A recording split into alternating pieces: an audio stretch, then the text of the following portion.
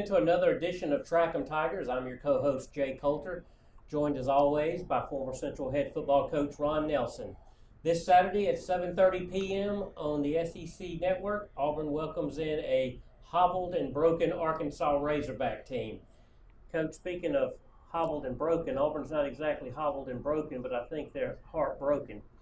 Yeah, Jay. I mean, I know all fans was heartbroken or frustrated, but you know the players were frustrated and the coaches are frustrated. That was one of those games we let slip away, and with the schedule we got, especially the tough road games, we needed to win everything at home, and we didn't get it done. But you know what? It's over with, done with.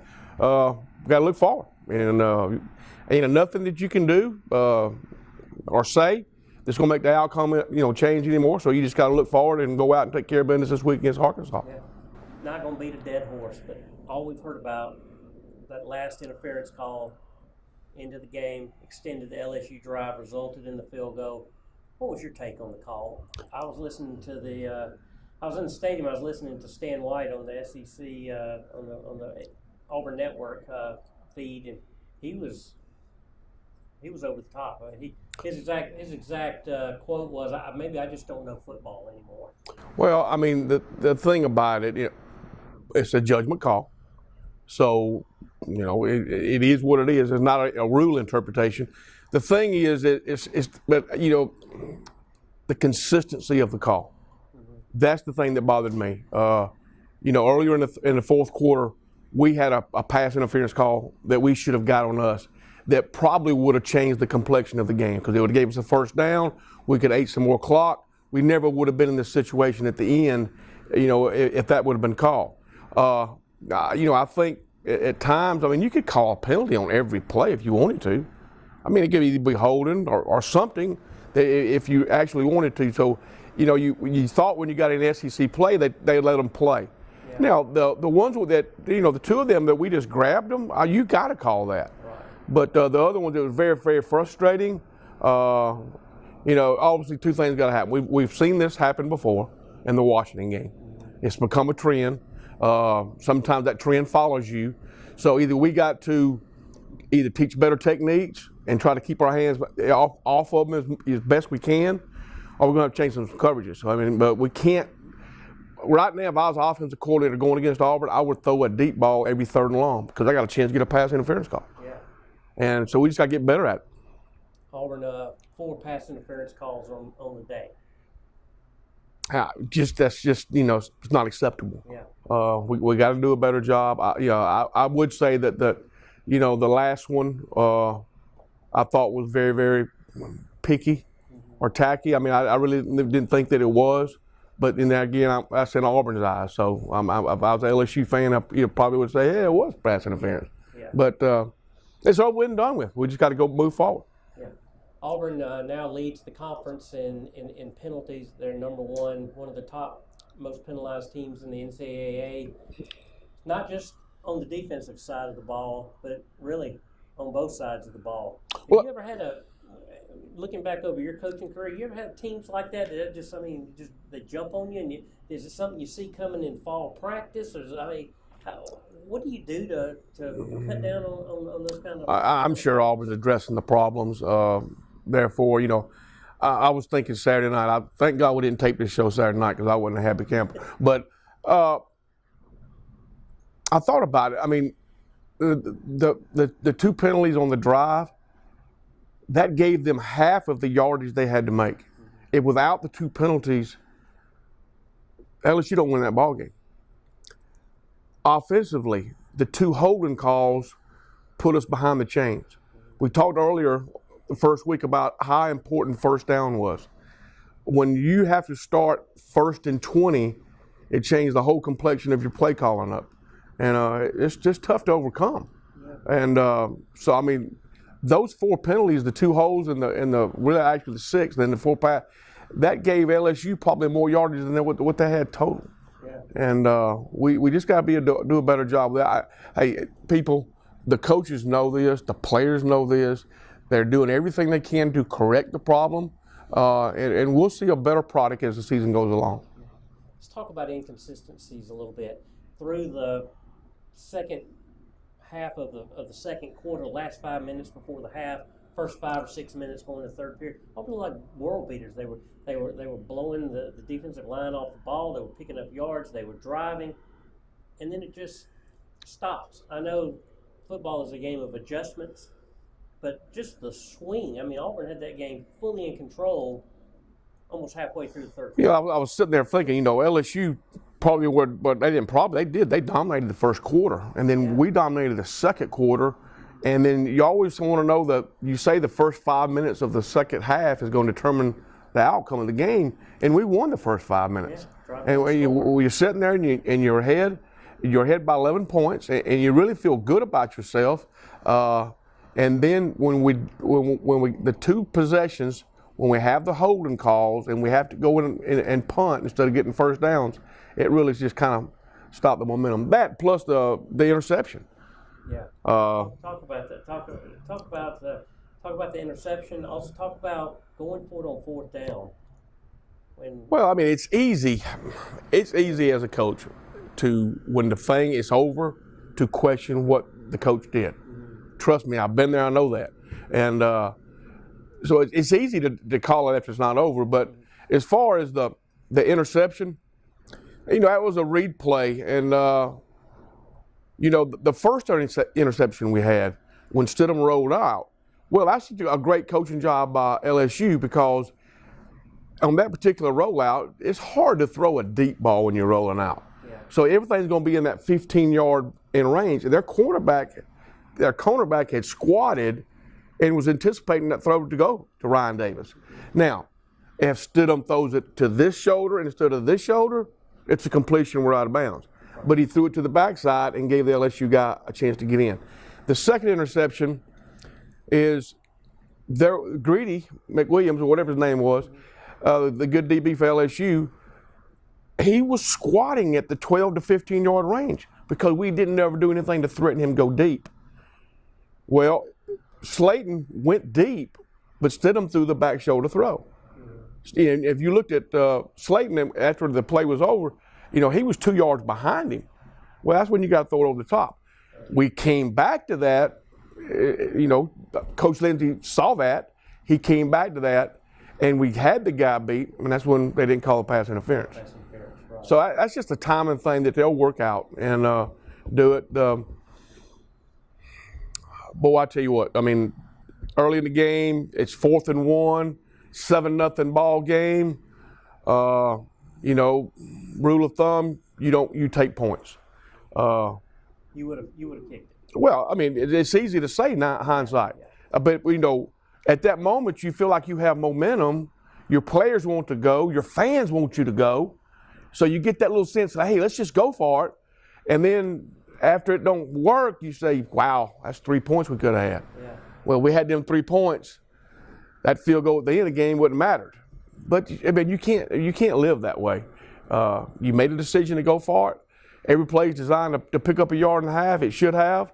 And we just didn't do it. I mean, credit their linebacker.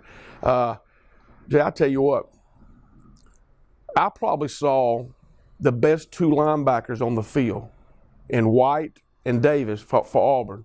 It was fun to watch those 2 guys because they were so dominant on both sides of the goal. I think Deshaun got Player of the Week, 13 tackles, 4 behind the line.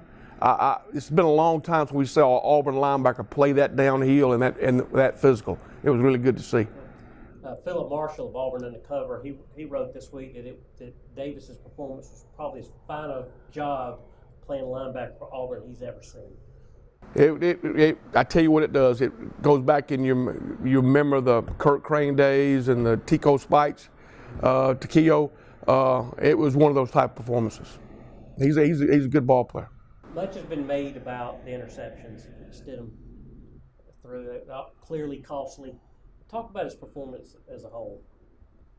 Well, I mean, in order for this offense to work with the personnel that we got, I think you're going to see Auburn taking more shots downfield. We didn't really take a whole lot of shots. That's Stidham's forte. I think you're going to do that. I think you're going to probably see us doing probably some more crossing type routes because that's what he did best last year. No, we got to, you got to go to where your strength at. And, the last couple of years, our strength has been in the running game. And our running game's still going to be okay, but our passing game is going to have to set the run up instead of the run setting the passing up. That's just what I believe in, and take advantage of Stidham's arm. And, he'll correct the mistakes on the interceptions, and hopefully that, we'll be okay. The stat I took away from the game, LSU 370 total yards to Auburn's 328. Quite a difference, and very uncharacteristic of a chip. Time of possession. Yeah, time. I mean, LSU had the ball almost 11 minutes. 11 minutes more. Yeah. At one time in the game, the stats were so uneven in the first quarter, then Auburn took the stat lead back over, and we had the stat lead in the third quarter. Fourth quarter, our time of possession was not very good. We had the interception, we had 2 3 and outs because of penalties, and the LSU had the ball. So that's where the difference in the yardage came, and that's usually what a good football team, Auburn is to take care of that in the fourth quarter and own the time of possession. And we just didn't get the job done. Before we go to break, I want to remind everyone, go visit our sponsor, Extreme Power Sports. Jason Dyer and his group, awesome people. Like we said last week, getting to be hunting season. Hopefully the cool weather's coming. They say it is. Time to get that ATV. Great time to ride motorcycles. It's still not too late to buy a jet ski. So make sure you go see our friends over at Extreme Power Sports. When we come back, we're going to dig a little bit deeper into some of Auburn's deficiencies, some things Auburn did right, and start looking ahead to Arkansas. She's ready! Extreme Power Sports' very own Polaris RZR Skylifter XP 1000, Trinity exhaust, Power Commander, 6-inch portals, RZR 3 to 5-inch lift, MSA 20-inch wheels wrapped with 35-inch BKTs, deluxe audio roof, LED light bar, Mud Park ready. We are ready to finance you on this Skylifter right now. Come check out all our off-road machines today at Extreme Power Sports. And welcome back in, Coach. Looking at the performance, what did LSU do defensively that may cause Auburn problems down the road from an offensive standpoint? Well, their defensive lineman, Lawrence, number 90, and the linebacker 40. I think it was Devon White. That's 2 very, very good football players. They caused havoc in the backfield. 40 flew around and made everything. They basically just stopped us from running. And as we said last week, the team that ran the football the best would probably win the ball game. Well, I don't think either team ran the ball that good, but they caused havoc on first down, and that put us behind the chain. And hopefully we won't play any down linemen that's any better. I know that there's going to be a couple that's going to be better than 90, but there's not going to be a lot of them. And that linebacker also. I mean, both of them are all ACC players. Coach Malzahn's Tuesday press conference, he hinted that there may be some changes on the offensive line. Caleb Kim taking all of the snaps at center. Now there's word that Nick Brahms may be coming off a broken leg. He may be under center Saturday. Well, Nick, I think Nick was ahead. He had the starting job in the spring until he broke his ankle, foot, whatever it was. We just kind of exposed Caleb a little bit. He got 2 holding calls. I mean, the kid wasn't trying to hold. He's trying to protect. Instead of not get hurt. But the one thing that I noticed when the linebackers ran through, as far as Caleb was concerned, as an offensive lineman, you have to keep your shoulders square. Anytime that you get turned, you give that defensive man an alley to get by. And he did not shuffle and get his feet in front, and the linebacker shot right through the gap. That's coaching. He'll get better at that. But Nick might, he might give him a shot this week. So I'm anxious to see. Boobie Whitlow, 100 yards rushing. Cam Martin, what happened to Cam Martin? Is he just get beat out? We got Shivers in there getting a lot more carries. Whitlow clearly the every down back now. I think we can say that. Mm-hmm. But what surprises me is all we've heard is Cam Martin, and now he's just. Yeah, I don't know. I've talked to people. I've tried to read everything I can. Nothing's been mentioned of it. I don't know a situation where he just got beat out or if he was a little nicked up. I just don't really know. But we're going to need Cam. We're going to need his speed as far as down the road. I think we said this before. We don't have a dominant back. It's going to take all three of them and to mesh together to give us a chance to have a run game. It'd be nice if Asa Martin would get a few more carries to kind of step up a little bit. Yeah, it would have. He's a young freshman, and he's not the biggest back also. But if he could come in there, that would really help. You're an offensive coach. Is it the backs not getting to the hole, or is it the offensive lineman not creating the holes, or is it a combination? It's timing. Of both? It's just timing and learning to know. I think as Boobie goes along, the more touches he gets, the more comfortable he's going to get. As far as the young guys, it's just going to take It's going to take the time. I mean, when you run in the zone play, and you got to realize the zone. When you're running the zone, there's no particular hole that you're supposed to run through. You got to find the alley and the cutback. So as the linemen come through in the zone, whether it be inside or outside in blocks, the running back has to be able to have vision and create that lane. So it's just going to take some time. Yeah.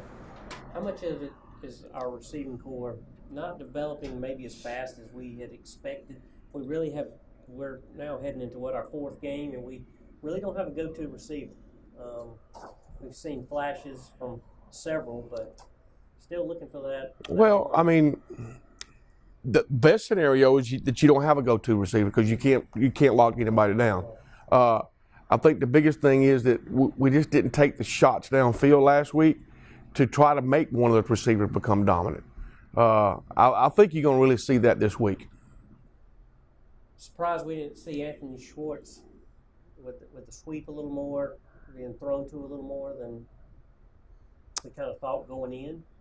Well, I mean, that's, like I said, it's, as coaches, you got plans going in and so forth, and it could have been that LSU's defense had a lot to do with that, even though I know that one time we did run it, he picked up about 12, 15 yards.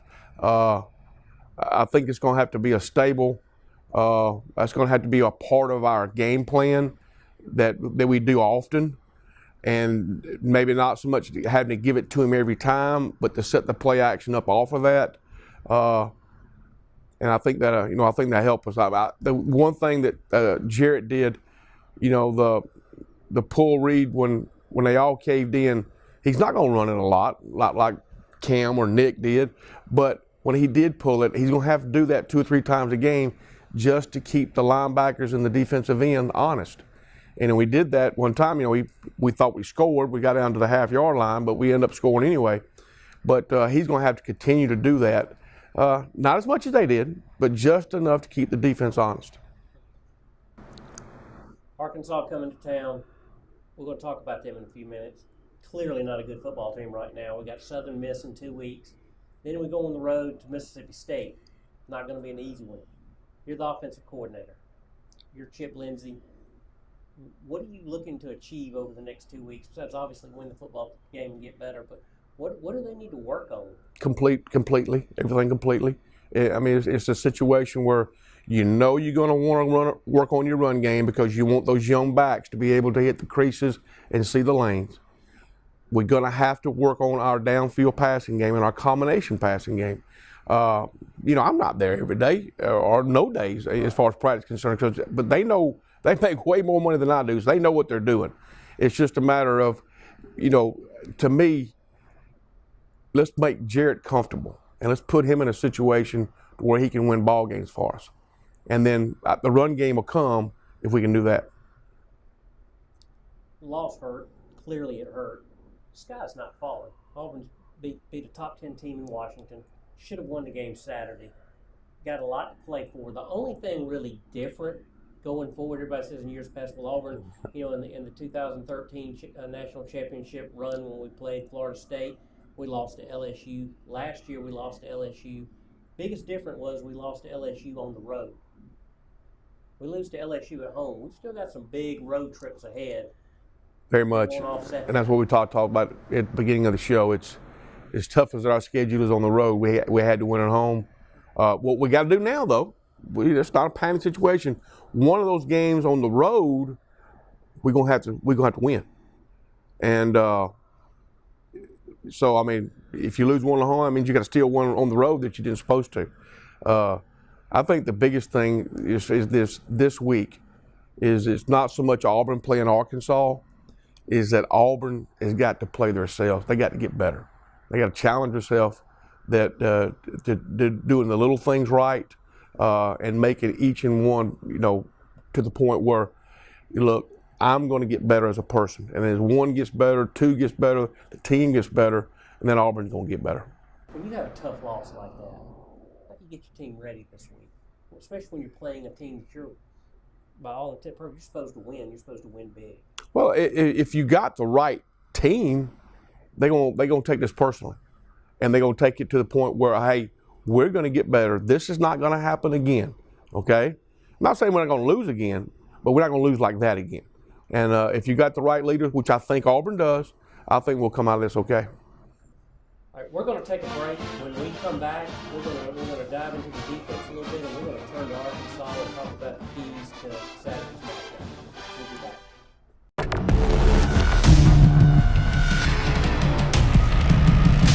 Razor XP has earned its place as the world's best-selling performance side-by-side. Now, the off-road's most successful Predator looks even hungrier. For 2019, Razor XPs are cut more aggressively. The chiseled muscular style, premium digital instruments, and wicked LED accents all hint at the heart of the animal within. Choose a Ride Command edition with off-road worthy touchscreen that puts total control at your fingertips. Or grab a Dynamics edition and discover the terrain-dominating power of smart suspension. Extreme performance has never looked so good. Build your XP at PolarisRazor.com. Welcome back into Track 'em Tigers. We're going to shift now to the defensive side of the ball. No question, Auburn defense played good enough to win that football game on Saturday. Yeah, I mean, if you kind of reflect back on the game, and I think you may mention what what Coach Steele said. On 9% of the plays, we played Auburn football. We did play really good. Here's what he said exactly. This is from what he said this past week. They played hard. Probably, I'd say 90% of those snaps, as you grade the film, are really good football. Really good football. And if you look, the first touchdown they scored, we turned the ball over and they had to get the ball on the 34-yard line. Yes, you're supposed to stop them, hold them to a field goal. There again, a crucial third down play, 3rd and 8, and then they make a great catch. And give them credit for that. And so, the other touchdown that they scored, we was in as good a position as you could be in. Deshaun he didn't judge the ball. If he judged the ball, he makes the interception or tips it. But he misplayed it, and it goes a half inch over his finger, and kid makes a great catch. I still thought we should have probably tackled him inside the 10. We didn't. So that was a big play. Besides that play, we kind of hold them in check, except for the penalties. So it's just the thing that the defense is disappointed about is they played hard enough and good enough to win, but they just didn't get the job done. And they felt like if you put our defense in this situation this late in the game, we're going to stop them. And we just didn't do it. Yeah, they just didn't get done. And here's this takeaway stat for me. After the first quarter, LSU was 3 of 13 on third down conversions after the first quarter. That's amazing. That's amazing. And amazing. And listen to Danielson on the Gary Danielson on the CBS on the game. You got to give that quarterback a little bit of credit. He was at one point 6 for 20, and he threw a shot on 4th and 11. And you couldn't ask for a better throw. You couldn't ask for Auburn to defense it any better. Great, just great pass and great catch. I mean, that's football. In the end, you mentioned it. You mentioned it earlier. I think before we went on the air, Auburn's defense was on the field 10 minutes longer than LSU's. It was the third hottest game in Jordan-Hare Stadium history. I thought I was going to die. I cannot imagine putting on pads and running around out there. Had to have an effect on the defense late in the game. Had to. Well, it's going to affect both teams. Yeah. So that's not going to be an excuse. I really think that hampered our front four's pass rush. LSU did a great job of getting the ball out quick, where our pass or our rush defense could not be a factor. So they was going to hit that medium range pass where the quarterback could get rid of it in 3 steps. And the fact that we're having to chase him or try to get back there in that heat that we had, even though we did rotation and all that kind of stuff, it had to be brutal on them. But like I said, it's just I thought that was the only area that I thought the defense, I thought we would create more pressure with our front four than what we did. Let's put the LSU game to bed. Auburn's still got a lot to play for. You know, they fall 2 spots, 3 spots. They're number 9 nationally. Everything in front of them, they really control their fate. Now they got to get a lot better, or it really doesn't matter. But everything thereafter is still on the table. It is. I mean, like I said, it's the same thing that happened last year. That situation. I know you're saying, well, we had these games at home last year, and we don't have them at home now. But right now, you can't look at the big picture. What Auburn has to do right now is look themselves in the mirror and challenge themselves to play better football against Arkansas. And then once you do that, then you got to play better against Southern Miss. And if you can correct your problems in these 2 ball games, who knows what happens when we go to Starkville. I like our chances if we get better in some areas. So that's fair. You don't get caught up in the what's ahead. What you take it week by week. That's all you can do. That's all you can do. If you're looking down the road, something's going to get you before you get there. That's just, I mean, it is. You hear Coach Saban talk about the rat poison. What he's talking about is all these people are talking about what's going to happen 3 months down the road. You better worry about what's happening now. And trust me, Coach Malzahn's got that point across this week, him and his staff, that the most important game is Arkansas. And that's what it's got to be.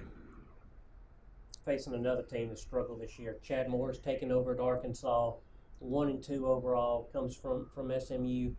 Good friend of Malzahn's, coaching buddies, run a very similar offense. They get run out of the stadium by North Texas. I believe it was 44-17. One of the Fayetteville sports writers, one of the prominents, called it the worst loss in Arkansas history. I think that's hyperbole. I think that's probably a little too much. But needless to say, Arkansas is reeling right now. Well, they are, and the scary part for Auburn is when you're reeling like that, either you're gonna circle the wagons, and you're gonna get all back on the same page and go back to where little things that you can do better, or it's just gonna go out of control. From Auburn's standpoint, I hope it goes out of control. Yeah. But from that situation, I know Arkansas is not that bad. Than what they've seen showing. So, I mean, it's just a situation. I hadn't had a chance to watch them the first 2 ball games, but I expect them to come in here and give their best shot just because of their reeling right now. And I don't think the give up's going to be in them. You told me on the break, you're concerned about this game, not about losing this game necessarily, but you think Arkansas is going to put up a fight. You don't think this is just going to be where they waltz in and no, I mean, there's nobody in the SEC that's going to be that way. Anytime you play every week, you're going to have to play to your A game. Now, should we beat Arkansas? Yes. But there again, should we beat LSU? Yes. So, I mean, anything can happen. You just got to go to play to your ability. Well, the thing I'm looking for in Auburn, as I said, is that they get better personally in each position. One thing Arkansas fans have to realize, you run Brett Bielema out of town, runs a pro-style offense. You bring in Morris, who likes to spread it out and go fast. Arkansas right now, they don't have the personnel to run that kind of offense. Shouldn't Arkansas people recognize that and understand that this is going to be a work in progress until Morris can get his players in? Your fan that knows about football understands, but your average Joe don't understand, and your average Joe, it makes up more than what people know. So it's going to take some time. The scary thing that to me is they're changing quarterbacks this week. We have no scouting material on this quarterback. You don't know anything about him, what his strengths or weaknesses is. So it's kind of scary. I know in the past when we've had quarterback changes versus Auburn, it hadn't always worked out well for us because we didn't know what to look for. So it'll be interesting. Ty Storey, you announced that Ty Storey, the new starting quarterback. Don't know a lot about him. Cole Kelly, who started the first 3 games, the win against Eastern Illinois. They lost to Colorado State. He was booed loudly in the stadium on Saturday. So they're making a change, bringing in a new quarterback, going into Jordan-Hare Stadium.